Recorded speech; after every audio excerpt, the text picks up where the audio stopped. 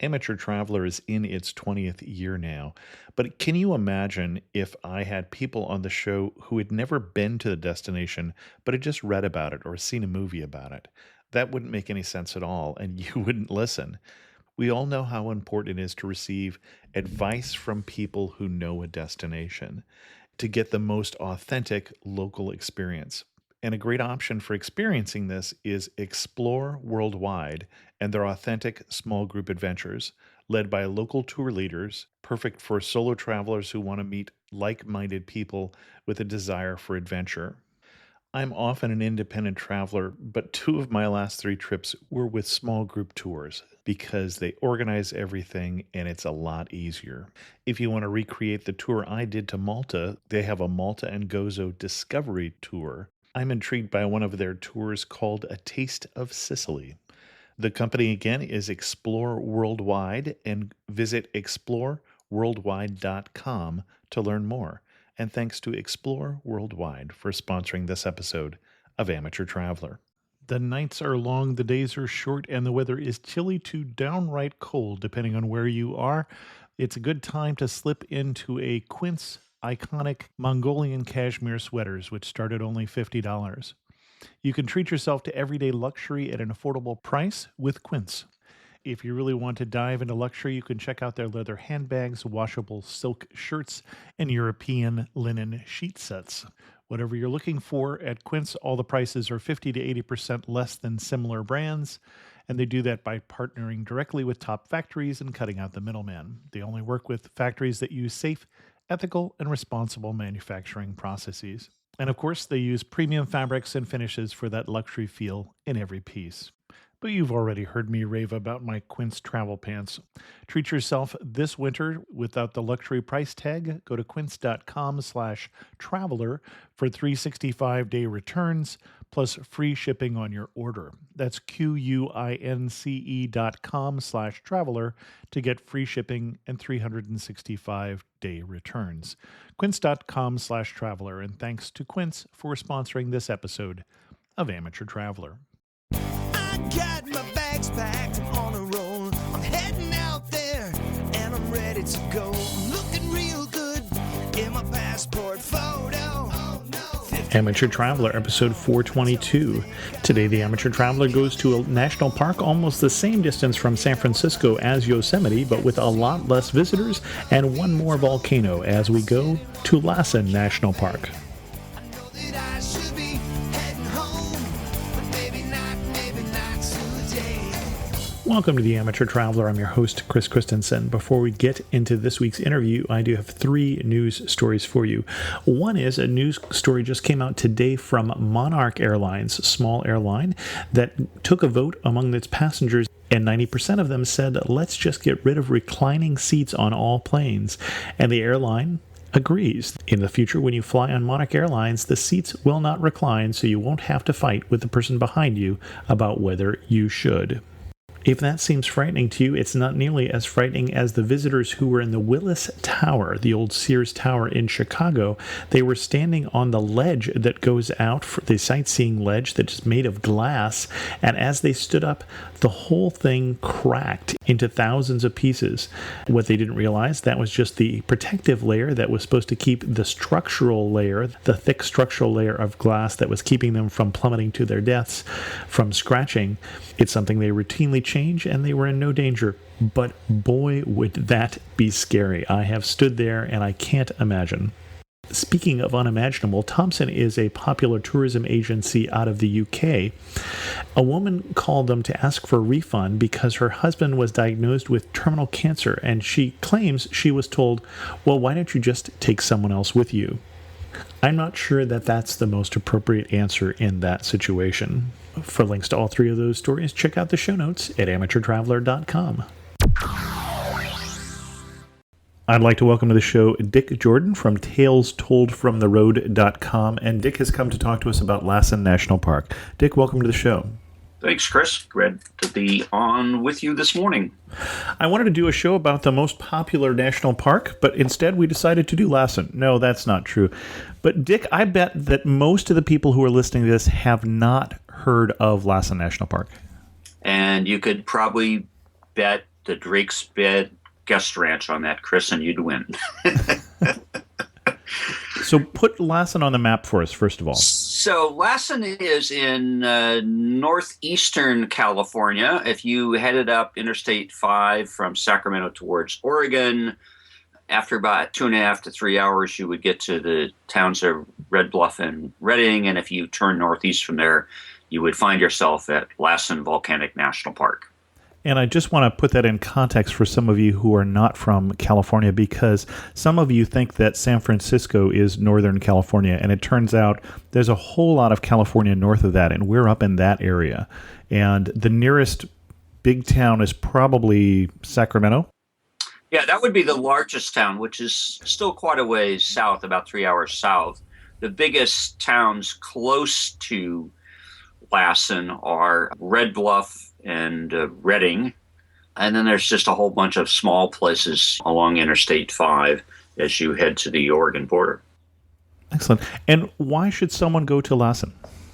Well, let's suppose that you came from out of state and traveled to San Francisco.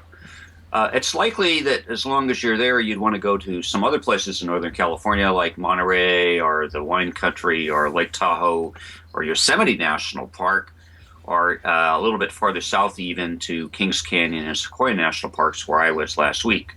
And those destinations are all 4 to 5 hours of driving time from San Francisco. But you're going to find an awful lot of people in all of those locations.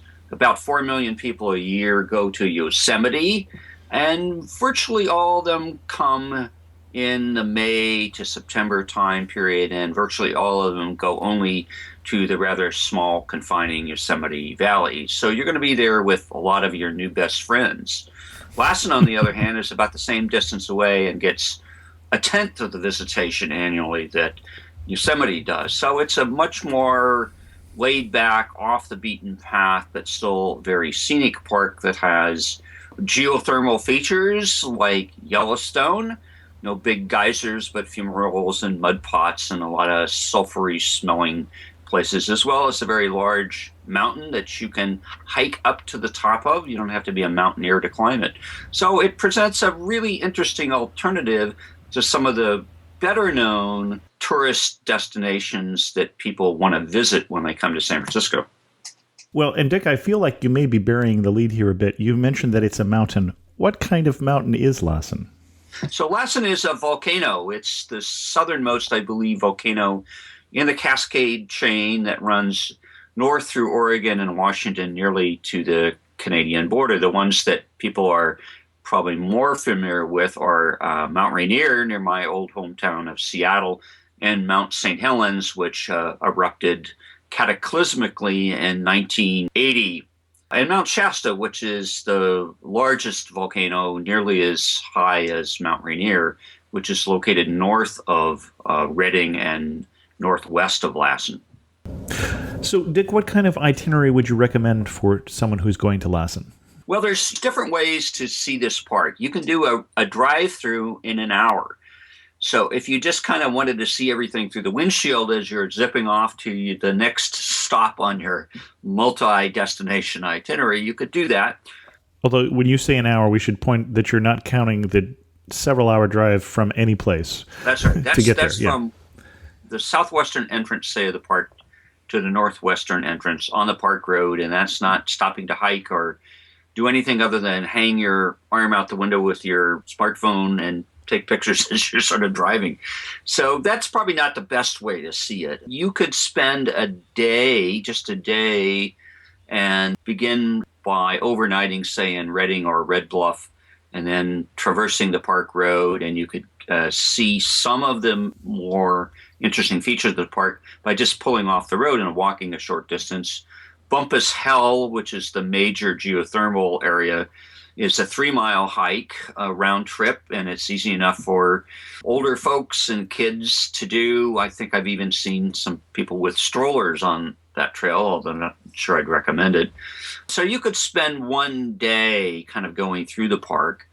But in my mind, because it's such a good place for day hiking, I would recommend staying a few days in the park or in one of the small resorts that are nearby if you can't get a place to stay in the park. There's plenty of room if you're a camper. If you're a car camper, odds are really good. Anytime in the summer that you drove in without a reservation, you could probably find a campsite somewhere. You may not be able to find the one you wanted. And that's way different than probably any other place in California. Right. So if you had a few days in the park, what would you do? Okay, so you can climb Lassen Peak. It's over 10,000 feet. Right now, they've been working on restoring and improving the trail, so it's only open on a few days each month in the summer. That's a hike you can do when the snow is off of the mountain. I was going to say, we should tell people in terms of when you can do that. Right. I've been there actually only one time, and I was 5 years old, but we do have pictures of my father standing next to a snowdrift twice his size, and he's a 6-foot man. So when you say when the snow is off, this year I imagine that's easier. Yeah. For one thing, the park road itself, this is the main paved road to the park that everybody drives, opens sometime between usually around the middle of May and the middle of July. Last year it was around Memorial Day. That's probably when it will be this year. If you go between, say, mid-July and mid-September, you will probably not find snow on any of the trails, and you would be able to hike up to the top of Lassen Peak. But most people are probably not going to do that. I did it when I was in my 20s. I didn't do it last summer when I went up there 40 odd years later. But there's lots of good day hiking trails. They are at about 6,000 to 8,000 feet. So if you live at sea level like you and I do, Chris, there's some huffing and puffing sometimes involved, but they're very scenic. Most of them are 3 to 5 miles long. And I'm going to ask you to recommend a couple that you like. The Kings Creek Trail, which is right off the park road, goes down past some waterfalls. That one is quite nice. Bumpus Hill is something that everybody should do. That's that 3-mile trail round trip that goes into the main geothermal features of the park. And let's pause there and expand on both of those in terms of what you're going to see in those particular trails. So Bumpus Hill, you said, and what do we see there? So what you're going to see is like a mud pot. It's sort of a gray, blobby, thick thing bubbling away. Fumaroles where you'll see sort of like steam venting out. There are these sulfur-smelling steam venting out. Yeah, right. That rotten egg smell. You will see some very colorful, kind of greenish-looking small ponds in there, and hear a lot of hissing going on. There are no big geysers like Yellowstone, and there's a boardwalk through there. So when you get down to the bottom off of the trail, you can walk along this boardwalk.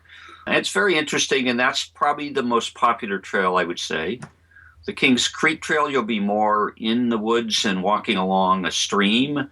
You'll probably see, if you're there in, say, mid-July to late July, a lot of wildflowers. There's 3 lakes you can hike down to right off of the park road. When you get onto that trail in particular, and some of the other ones in the park, very soon you will stop seeing any other people. Bumpus Hill, you'll see a lot of people. Kings Creek, you'll tend to see more. And then there are some trails out by Juniper Lake, which is in the sort of the southeast corner of the park, where you very well may not see anybody at all while hiking all day. And we should say, if you go to Volcanoes National Park in Hawaii, that is an active volcano, and you could actually, if you go at the right time and the right way, see lava. That is not what you will see at Lassen, but neither is this a extinct volcano. This volcano last erupted, I don't remember the year, but I remember in the pictures they had in the visitor center, there were Model Ts or Model As or something like that. So turn of the century, I want to say. Well, the park itself was established in 1916, and I think the last eruption was around 1912.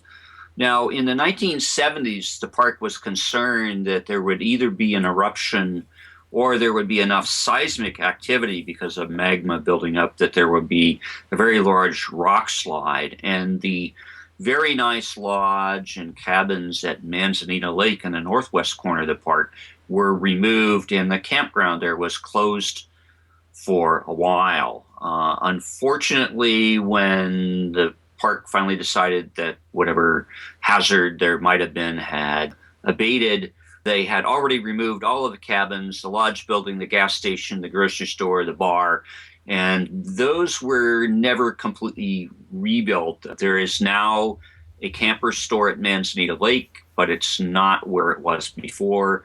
But there are some cabins that have been rebuilt, but these are not the same as the old ones. They're very nice, and I stayed in one last summer for a night. They have no running water or electricity. They're solid walls, beautiful looking, very comfortable. They're not like those cheesy tent cabins at Camp Curry in Yosemite, but they don't have indoor plumbing and they don't have electricity.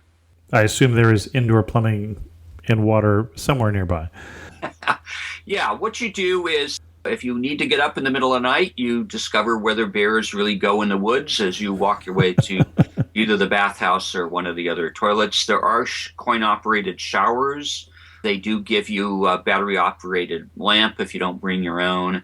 And the nice thing about those cabins is if you have no camping gear whatsoever, you have never camped in your life, and you don't want to sleep in the dirt, they can provide you with all of the equipment and sleeping bags and everything you need. They'll even give you a gourmet steak dinner that you can cook out on the fire ring. So it's not quite glamour camping, but it, as one woman I talked to said, hey, man, this is camping where you can stand up, not like a tent where you're going to like fall over if you try to stand up or knock your tent down. Excellent. What else should we be doing in Lassen? So the other thing to do if you want to stay in Lassen is consider going to Drake's Bed Guest Ranch, which is in the southeast corner of the park. It's a place that other park visitors aren't going to be driving by because you have to drive quite a ways in. And this is a historic property that the Park Service acquired. It's a family resort kind of a place. All meals are provided. There are lodge rooms. There are little cabins, some of which don't have any electricity. There are some sort of more upscale cabins that have a full bath. Most of the rooms have a half bath, and you walk down to the thermal heated swimming pool and use the shower down there. It's a very family-friendly place. Kids 12 and under stay and eat for free, so it can be a very economical place to go. There's a horseshoe pit, there's a ping pong table, there's stargazing on some nights, horseback riding. If you've never gone fishing in your life, they'll set you up with a fishing guide. There's local hiking. There's a geothermal feature there called Devil's Kitchen. And it's a great place to kind of just hang out and give you some access to some of the more remote areas of the park to go to for day hiking. Okay. Now, one thing that I saw when I went to the Lassen National Park website, and of course, most of the national parks, if not all of them, have a nice website these days, but they have the Crater Loop Road. You talked about driving through the park, and that would be really what we would do if we were driving through or doing the day trip. Mm-hmm. Has a cell phone audio tour now? Was that right? Well, that must be something new since I was going to say that might be new since you were there. Since last summer, because cell phone reception within the park is spotty at best anywhere. Yeah, you were off there where the buses don't run here. Yeah. I was told that the dump station by Manzanita Lake and a couple spots along the highway in Bumpus Hill, you might be able to get cell reception. I was trying to do actual live video broadcasting from the park last summer, but it didn't work well, at least with my AT&T iPhone. And if you go to Drake's Bed, you can bring your laptop and all of your toys with you, but they aren't going to work because there's no internet reception at all there. So it's kind of a way to get away from things, but that's interesting. I wonder if the audio tour is something you can download and then play offline, because that could work. Yes, you download the files. That is correct. Yeah. Well, that's interesting. There used to be, and I assume they still sell, a kind of a little roadside guide to tell you what things that you were seeing as you drove through the park. But the audio thing would be a neat thing to do as well. Well, and apparently they think they have good enough cell phone reception that their signs have a QR code that you can scan or a number that you can dial. So Yeah, we got to be tied to the outside world somehow, right? We just can't get away from it all. Exactly. Now, Dick, I managed to surprise you there. What else about the park surprised you? You hadn't been there in a few years in between your visits. One of the things that I continually marvel at, and I've been up to this area probably a half a dozen times, either into the park or around it over the last 40 years, is that it has not become more developed. There are not giant resorts anywhere around. There was a plan to build a ski resort that fell through, so that's changed. The other thing is that over time, the number of day visitors does seem to have increased. People have finally discovered this park, even if they're not staying in it. But it still remains a very pleasant, kind of out-of-the-way place where you can almost have the whole park to yourself, depending on where you go, even in the middle of summer. Excellent. We talk about surprises. So I mentioned that the only time I've been to the park, I was going to say the last time, but also the only time I've been to the park, I was 5 years old. We had just moved to California not that long before that, and I imagine we were still in exploring mode.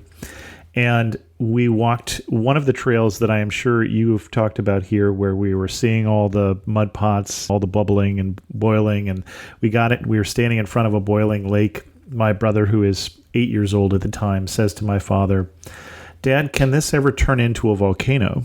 And my father, not being a geologist, says, "Well, I don't know. I suppose maybe." And I don't know the name of the man who was handling the dynamite on the nearby road construction project and whether he had timed that explosion for exactly that point. But right after my brother said that, there was literally an explosion nearby as they were doing some construction, apparently. And my parents said if they hadn't grabbed my brother and I, we might still be running. So it was a memorable experience as a kid. But it is a memorable park, I think, for kids because it is an interesting geologic park. And I'd say we haven't said stop at the tour center, or stop at the visitor center, rather. But I think that is something that I would do in all national parks and certainly in Lassen.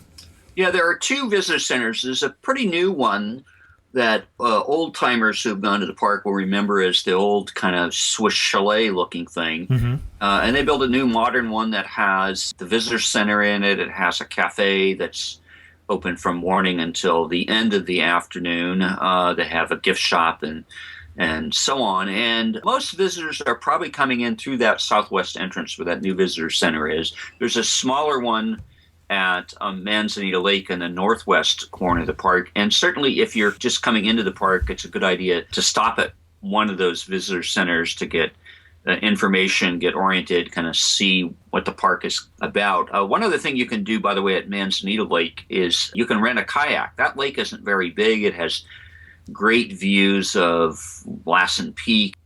And it's also not a boiling lake like some of the other ones. No. It's a very calm. It's a regular lake. It's not full of steaming sulfuric acid or anything like that. And you can walk around it. It's not very big, so you can take a quick hike around that lake too. But yeah, one of the two visitor centers as you enter to find out what's going on, check out what ranger programs are going to be offered perhaps during your stay. One of the things that they've done now, this is the third year, they have a dark sky event. And this year it'll be August 1st through 3rd. And one of the nice things about going to a place like Lassen is you get to see the Milky Way. You get to see all kinds of things that you cannot see if you live in a major metro area like you and I do, Chris. Even if we don't have the famous San Francisco fog hanging over us, you look up in the sky at night and you can almost see no stars. Well, that's completely different than Lassen. And that's one really good reason, actually, to go to that park. Even if the event itself isn't on, throughout the summer, you'll be able to see the night sky like you haven't seen it either before or in years. We have right now staying with us a international student who's been living with us for more than a year, who's originally from Shanghai. And when she went outside in San Jose, which is a large metropolitan area, as you say, and looked up, she was amazed at how many stars she could see. So I can't imagine if I could take her to someplace like Lassen where you really can see how many stars are out there. Yeah, and interestingly enough, this event has caused the Sequoia Field Institute, which is the nonprofit associated with Sequoia National Park, to put on their own dark sky event, I think at the end of July this year. I just met with one of their people last week when I was up in the park, and she had gone to Lassen right after I did last summer and participated in that event, and came home to Sequoia and said, we need to do one of these things. So it's really kind of a big deal, I think, to be able to do that. When I was at Drakesbad, which was probably a week before they did the dark sky event, one of the staff people brought out a couple of telescopes. And even though we did have a bit of a moon that came up later in the night, we were able to look at a number of things through those telescopes. So that's a thing, that, of course, that tends to really intrigue kids because it's not something you get to do every day. But as an adult, it's kind of a fun thing to do, too. And you mentioned Sequoia. For those not familiar with that national park, Sequoia and also its neighboring park, Kings Canyon, are also parks in the Sierras, although at the other end, way down by Bakersfield and Los Angeles, or closer down to that area. Right. A lot of people from LA in particular come up to Sequoia, which is the southernmost park, because it's pretty close to them. Although from the San Francisco Bay Area, it's still about the same amount of driving time as to Yosemite or to Lassen. One reason is the roads are pretty good. It's basically east of Fresno. And those parks still get quite a bit of visitation, a little under 2 million a year, about half of what Yosemite does. But they're also great places to go. Although if you go in the spring, as I do, you should be prepared for snow, as I was. A week ago, I was hiking in 35-degree temperatures in the snow, and then I come back to the Bay Area a week later, and I'm hiking in 85-degree temperatures down here in the Bay Area. If you don't like the weather in California, just drive 20 miles. Right, exactly. Getting back to the Lassen area, though, are there other things that you would see when you go to Lassen that you would lump with that trip? Well, the first trip I did to Lassen, we actually drove north from the San Francisco Bay Area to Eureka, up where the coastal redwoods are, and spent some time there, and then drove east. It takes about a half a day to get to Lassen from there, so you can do kind of a nice coastal loop.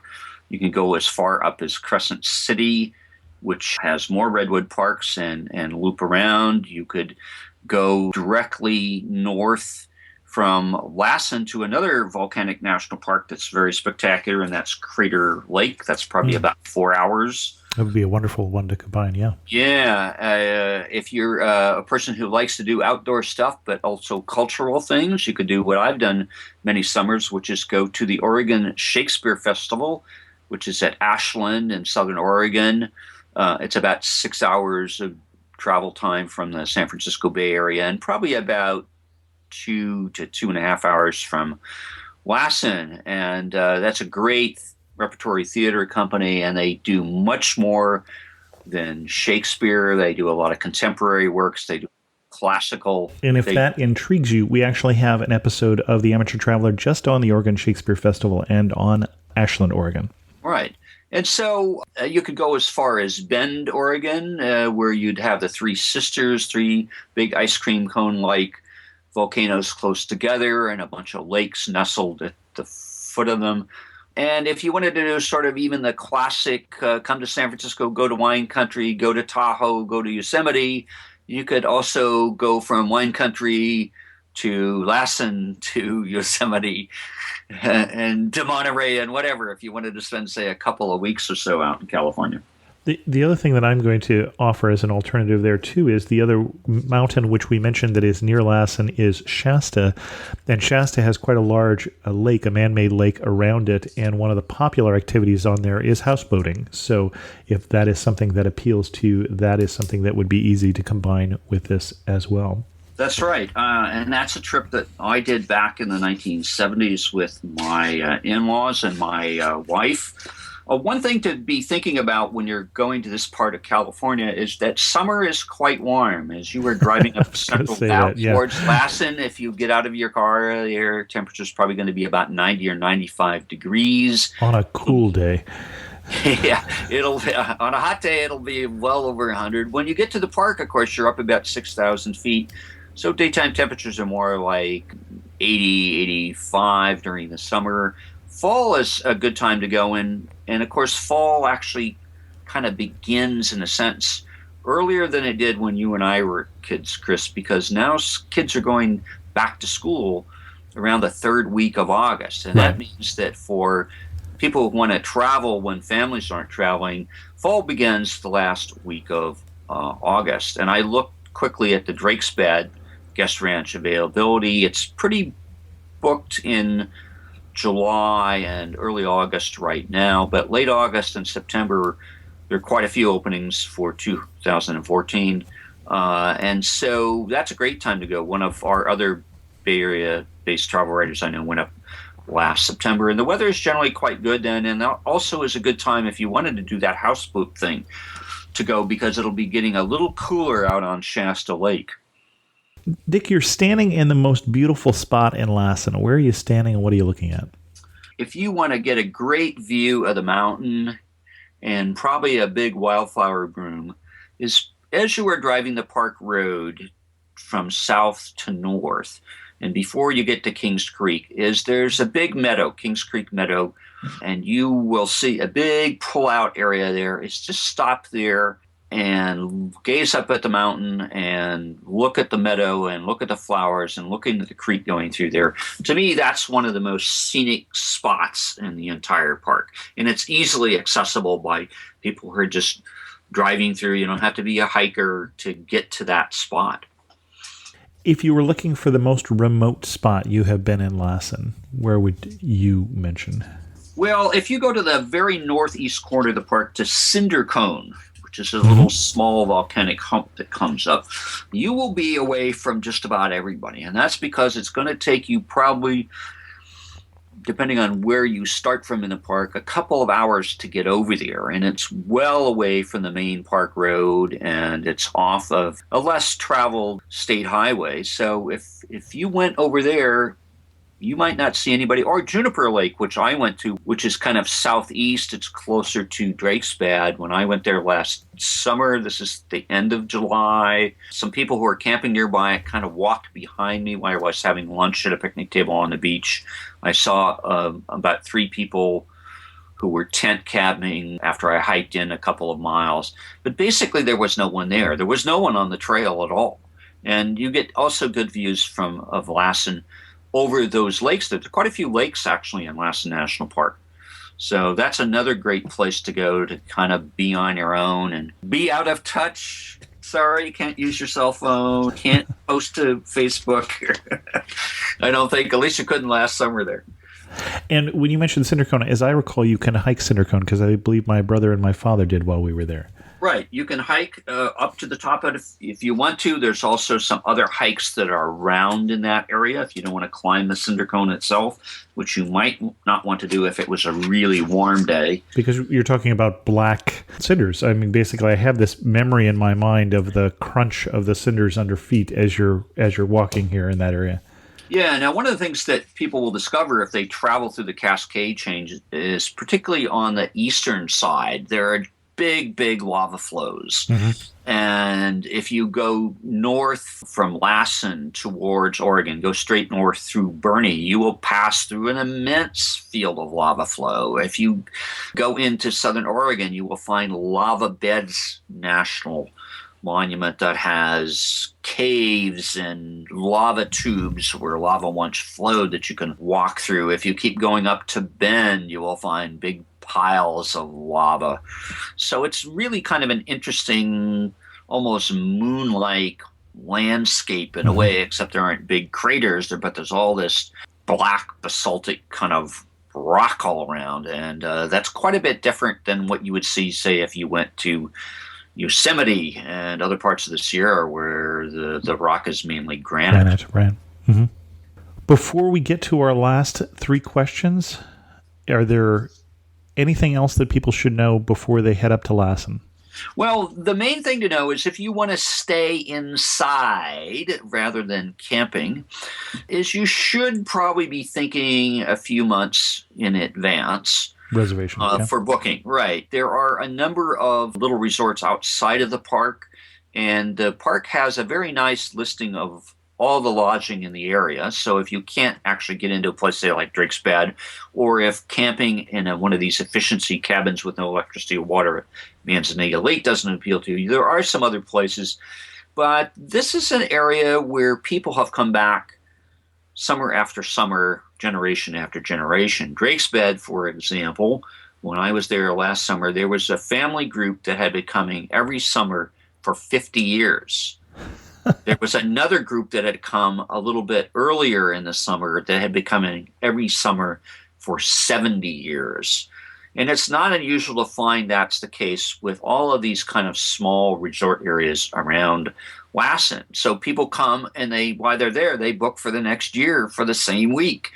It is helpful to plan ahead. Sometimes you can do what's called cabin hopping. That's what happened to me at Drakesbad. I called it sleeping around. I slept in 3 different accommodations in 4 nights. So you were filling in the cracks in their schedule, basically. Yeah, exactly. And it's like, sorry, we'd like to leave you in that room, but somebody else is going to be sleeping in your bed tonight, and so we have to move you. The advantage for me as a writer is I got to see what all the different accommodations were like there. So if you don't mind being inconvenienced, you can sometimes have a fairly extended stay, even though these places are pretty well booked. But it is helpful to plan ahead. I would say if you're thinking about going there this summer, you should get on your computer or get on the phone and try to book right now. It'll be easier for September, or you ought to be thinking about maybe next year if you've already got your summer trip plans for this year finalized. Excellent. One thing that makes you laugh and say only in Lassen. I suppose it's not only in Lassen, but it's one of the very few places where you're going to take a deep breath and go, oh my God, what is that from the sulfury stuff that's floating around in the air? You can't experience that too many places other than maybe Yellowstone itself, which is not an easy place to get to for us Californians. It's a kind of a long drive, or it's a couple of flights and an overnight before you can get there. So I would say that's one of sort of the remarkable things. If you want to experience that gag reflex, weird smell, way to sell it there, Dick. This is the place to go. Actually, and you mentioned Yellowstone. If people are interested in Yellowstone, we have an episode on that too. You really know you're in Lassen when what? You really know when you're in Lassen when the end of the day comes and you look around and say, where the heck did everybody go? Which is an experience you won't have in most national parks, because a lot of people are day trippers that come in, they drive the road, they said, gee, there's no big Ahwahnee fancy hotel like in Yosemite. I don't want to stay here. And they're gone. Or they said, gee, I wish I would have planned ahead. I would have liked to stay in Drakesbad, but everything is filled. And so they're gone. And this is something, in I would say most of the heavily visited Western U.S. national parks you won't experience. Excellent. Because people will still be there. And if you had to summarize Lassen in just 3 words, what 3 words would you choose? Best national park. Interesting. Well, those are practically fighting words here. I suspect right. Somebody would challenge you with that, but that's excellent. Dick, where can people read more about your travels? They can read more about my travels at www.talestoldfromtheroad.com. You can also find me on Facebook, Tales Told from the Road. On Twitter, I'm at Tales Told. And under either my name or Tales Told or Tales Told from the Road, you'll find me on Pinterest, Google+, and probably a few other social networking sites. And Dick has also been a guest a couple times on This Week in Travel if you just can't get enough of Dick Jordan. Thanks so much for joining us on Amateur Traveler. Thanks, Chris. It's been a great pleasure. In news of the community, I'd like your opinion. I'm thinking about moving the news segment to the end of the show, just before this segment of the community segment instead of at the beginning. Tell me what you think. I want to thank some of you who have taken the time to leave a review on the Amateur Traveler on iTunes, because that's how a lot of people find the show. The last 2 reviews we have, both 5-star reviews, one from FF Torched that says the host doesn't focus just on popular destinations, but features many off-beaten path trips. He is great at stimulating discussions with his guests and getting the information to help one plan a trip to this location. Thanks so much. And then also from Dale Wallad that says, I have been listening to the Amateur Traveler for years now, but just started listening on iTunes and love it. I love the mixture of domestic and international and known and unknown places. Chris, I may be in the minority here, but I like it when you interview yourself and talk about a place you visited. Thanks so much, Dale, because that's also probably what next week's show is going to be as we talk about Jordan, because I just came back from that trip, including a chance to play paparazzi for the Pope, which you can read about on the Amateur Traveler. Check out that opportunity that I have. I now have a press pass for the Hashemite Kingdom of Jordan and stood 6 to 10 feet away from him as he was with the royal family. So that was an interesting experience that we'll talk more about next week. With that, we're going to end this episode of the Amateur Traveler. If you have any questions, feel free to send an email to host@amateurtraveler.com. Better yet, leave a comment on this episode at amateurtraveler.com.